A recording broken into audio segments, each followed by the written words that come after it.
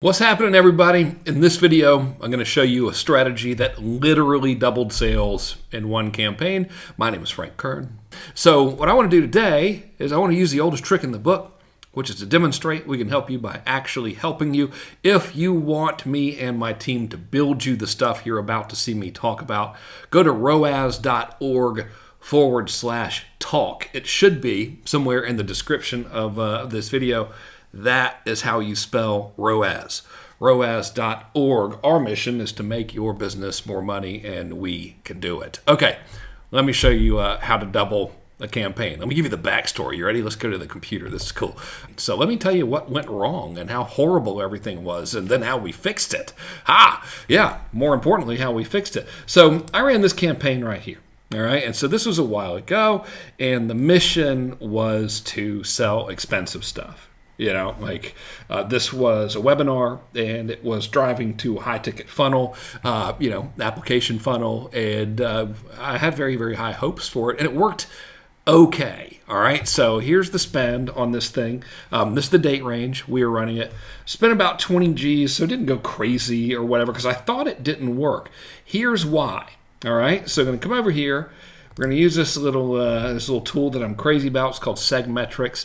And what I'm looking at is notably different than what you're seeing in Facebook. Facebook's going to tell you that we got more leads than we did, probably, assuming I can find where, it doesn't even give me the total, but it's saying like we had a ton, right? What I'm looking at here in Segmetrics is the new ones. So these are people who had never been on our list before. The reason this is important is because when I show people stuff like this, they're like, yeah, but everybody knows you, and blah, blah, blah, blah, blah. And I'm like, okay, that's right. That is an unfair advantage that is created by doing the very thing that I'm telling you to do. So you're correct. So what you're going to notice in this particular case study is this, all right, which is these guys, these contacts here were created in this date range, meaning they had never been on my list before, and that's important, all right? So essentially, when someone opted in for my little webinar from these ads, all right, so remember, spent 20 G's, they got this tag applied, all right? And so I know I'm getting techie. I'm just doing it so I can show you, like, we take numbers very, very seriously. Kind of hard to show that you can demonstrate someone's return on ad spend if you don't track properly. So that's why I'm getting all techie with you, all right? So anyway, we're going to get to the cool part in a minute, I promise. So, like, this is how I know who they were. They opted in from Facebook. They got this tag in this date range. And the thing that matters here is what they bought, right? So I'm looking to see in this little tool, all right, the purchase was created during this date range. And so I thought this campaign sucked because, look, I spent $19,900 and I got back $19,700. And I'm not really, I don't really like to lose money. I don't know, call me crazy. I don't think it's that fun. Don't care for it, So here's what we done did to fix it, okay? Let me take you back to ye old screen and just let me show you how we literally doubled sales from this thing. What I'm going to do right now is I'm going to show you the revenue that was created after the campaign was over, all right? So look, what you're seeing now is everyone who, opted in during the date range. They were brand new. They'd never been on my list before, and this is what they bought. Now, check it out. Here's what they done bought after the date range. Now, let's hope this works properly because this is on camera. Cool. All right, so they bought another $20,000 worth of stuff, which more than doubled the sales of the campaign. How did I do it? Big shocker. I did it with email follow-up, but not just any type of email follow-up. And the reason I'm making this for you is because this morning, I've been working on 2 campaigns for 2 different clients. One of them had like very little email follow-up of any kind, so that was really easy. Another one is a new client, and this client is doing email follow-up like pretty much everybody does. And I don't know if you checked the calendar, but we're now in the year 2021, and it is time to stop using email as if it was like 2002 or something. All right, so let me show you like how to actually make email work. There's this little thing that I probably didn't invent, but I say I invented it because it sounds cool, and it's called behavioral dynamic response. And basically what it means, all right, is it means a bunch of crap on the whiteboard. I forgot to get rid of this stuff. It means you send people marketing message based on their behaviors. All right. So like you've heard the story, right? Actions speak louder than words. Well, because like email is so cool, and all email systems are pretty much awesome, we can like tailor make entire email experiences for people based on what they're doing. Okay. So here's what most people do, right? So this is what not to do, by the way, is you get an opt-in, right? So you got your ad, okay? And then people opt in, so that's what the OP stands for. This is easy. And then they see your, offer, right? So it could be a VSL webinar or whatever. And then you send them like, I don't know, let's just say this is like a series of emails for a week. Yes, this is beautiful handwriting. I'm doing this with my mouse. So thus the absolutely terrible artwork here that you're seeing. But anyway, normal thing is people send, follow-up emails for a week or whatever, and then they are going to put people into the dreaded nurture sequence. I literally, like, my new client documented, like they sent their standard operating procedures over, and they're like, yeah, on day 17 we put them in a nurture sequence. And I was like, you're about to make a lot of money with us, and here's why. Okay, ain't nobody reading this stuff, right? So they're either doing that, okay, or they're not even doing this. They like do barely any follow-up of any kind, and they're like, why the heck aren't I making the money that I want to get? So this is what most people do, all right, which is great. It's wonderful for me because I can fix it, and we fix it for people, and they make more money, and they stay our clients forever. If you want me to build this stuff for you, again, go to roas.org/talk. Should be in the title of this video or something, maybe, hopefully, we'll see. Okay, let's go. So here's like the right way to do it. Okay, I'll give you a couple of examples. What we want to do is understand a couple of things. Number one, human psychology, which is basically most people ain't gonna buy your stuff right away. It doesn't matter. You can have the greatest sales letter ever. David Ogilvy, right back there, he could, and Claude, Claude Hopkins, who's the other guy in the picture, they could both like come back from the grave simultaneously, which would be alarming and unnerving. And they could write your copy for you, and it could be the greatest copy ever. And they could deliver it to you on golden tablets, which you would find buried in the woods. And you would put it up on a web page, and it would be like unbelievably good copy. And still, most people who saw the offer wouldn't buy immediately because that's how people are. It doesn't matter. So while you're obsessing over like changing the headline, making bigger promises, standing on a pyramid of gold-plated Lamborghinis, or whatever it may be that you might think is going to make your offer work better, instead it's going to pay you a lot more dividends, aka make you a lot more sales, if you just understand human psychology, which is most of them ain't going to buy. They put stuff off.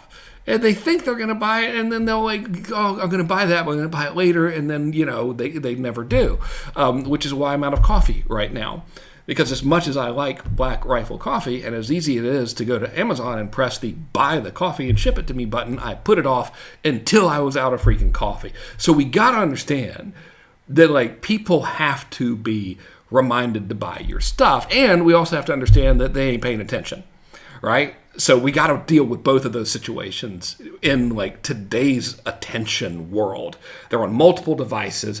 They got a gazillion things going on. They're highly distracted, and we got to get their attention. So how do you do it, right? Well, you do it with behavioral dynamic response, okay? And when I say I kind of invented this, basically I came up with the name, but surely I'm not the first person to ever think of this concept. So now what we do is somebody opts in, all right? So same thing, they opt in.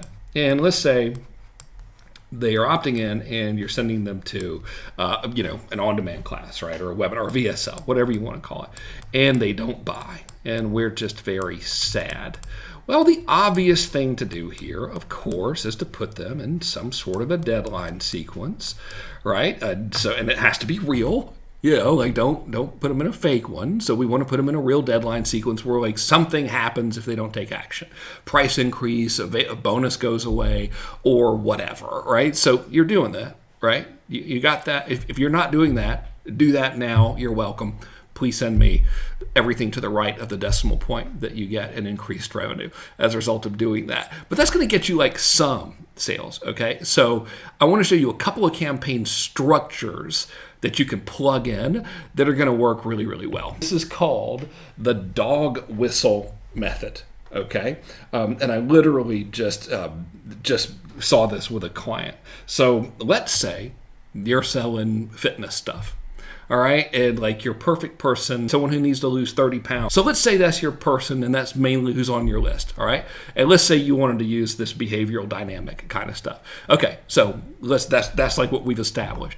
So you would send an email out to the list and you can automate this and should, so they've opted in. All right. And they saw your pitch. So this is your pitch. And, they got your, whatever normal follow up. Right. And now we're into behavioral dynamic stuff, right? Which is like custom, super cool stuff. So very first thing we could do is we could create a sequence here, which I would strongly do. This is called the painfully obvious method. And we would send a series of emails, right? And the objective of these emails, so let's say this would be a 3-day sequence. The objective of this email sequence is to get people to behaviorally identify their interest. Now, remember, actions speak louder than words, right? So if someone does something that indicates they're interested in a result, then they're interested in the result. It doesn't matter what they're telling you. So in this particular case, we could create something super basic, and all of these emails would basically say, open or read this. So I'll just say, open this if you want to lose 30 pounds. All right. So that was our thing. So that's just like the headline of it. Open this email if you want to lose 30 pounds by, I don't know, the year 2054. Okay, so that's what we're going to do. Now, the goal of this whole campaign, and this all can be done by automation, is just to track whether or not they actually open it. All right, what it says in the email copy isn't irrelevant. I mean, you want your email copy to be good, but if you're expecting them to open it and immediately give you money, it's delusional. Some people will, but most of them won't. We want to know who on the list is interested in losing that 30 pounds of fat by the year 2057, and we will know they're interested because of the fact we're using dog whistle copy, which is do this if you want result, right? So now everyone who has opened it, so what we're going to do is we're going to look to see, did they open, right? And then did they buy, which most of them won't because that's normal. So if the answer to if they opened is yes, then we put them into another sequence that is specifically a lot more email and a lot more aggressive in trying to get them to do the thing that will help them achieve the desired result. So let's say you have a high-ticket program, like me, for example, and I wrote an email to you and said, open this if you're spending money on ads and they're not working. And then the email could basically say whatever, as long as it wasn't insulting. It could say, hey, call me, I can help you, or whatever. And that might, in and of itself, work pretty well. But what really works is I could measure every single person who opened. You use this. It doesn't matter what the email tool is, right? Your email tool thingy will track whoever opens, and then I put them in a sequence of, hey, you know what? Here's how to make your ads work better. Call me. And here's how to make, here's how to write better copy. Call me. Here's how to diagnose what's going wrong. Call me. And of course, because we have an appointment getting funnel. That's our entire funnel. So that type of email follow-up is what caused us to go from, being like, ew, this campaign I spent 19 grand on, and during the actual promotion, I made less than what I spent. Remember this here. It caused us from going like, ew, that totally sucks, to I did that type of follow-up. And what do you know? From this, we're only talking about 945 leads here, So I did that type of follow-up, and what do you know, by gum?